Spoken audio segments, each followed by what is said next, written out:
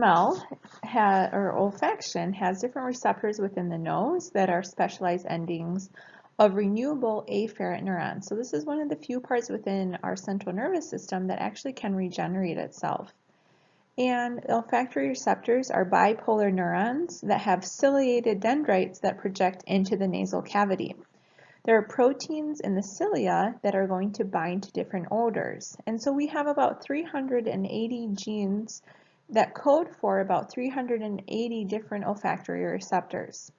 However, one odorant molecule stimulates only one protein. And so within our olfactory mucosa, we have about 3 centimeters squared of mucosa in the ceiling of the nasal cavity that contributes for all of these different types of odorants.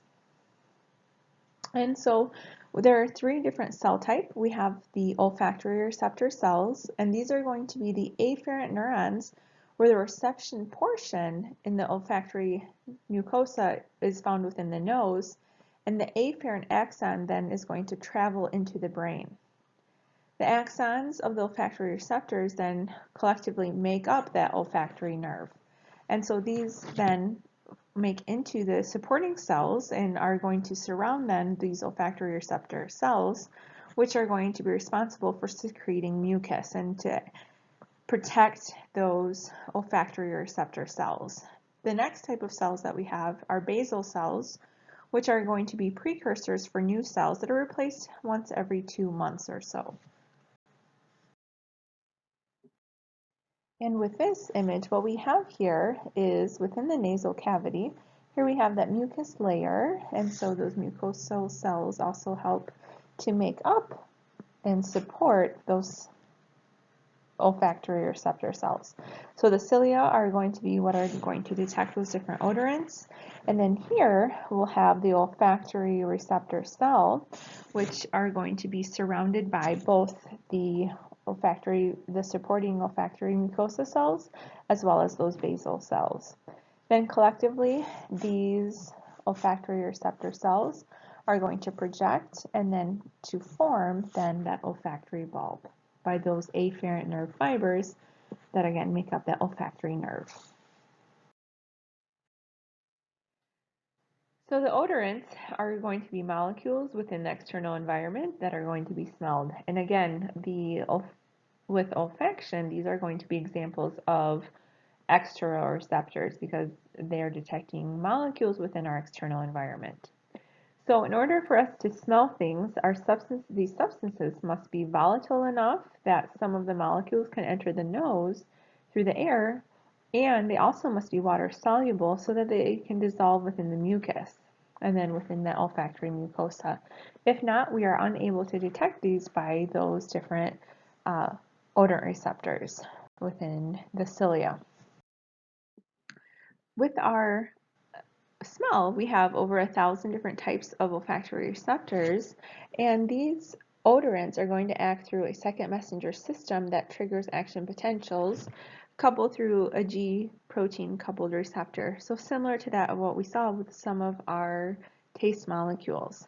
The odors that bind are going to activate then the second messenger that opens up sodium and calcium channels. And so if you recall, sodium and calcium, these are excitatory. And so these are going to produce a graded depolarization, which stimulates an action potential within that olfactory nerve. And so there might be up to 50 G proteins that are associated with just one receptor protein, and it gives us great sensitivity due to amplification of those proteins that are activated. So how we process scents include the start of where again the cilia is going to have those or detect the different odorants, which is going to travel to the olfactory receptors, which then will travel up with the afferent neurons into the glomerulus, and within the glomerulus then these are going to be found within the olfactory bulb. Well, mitral cells and tufted neurons also are going to influence and synapse on the primary olfactory cortex that's found within the temporal lobe.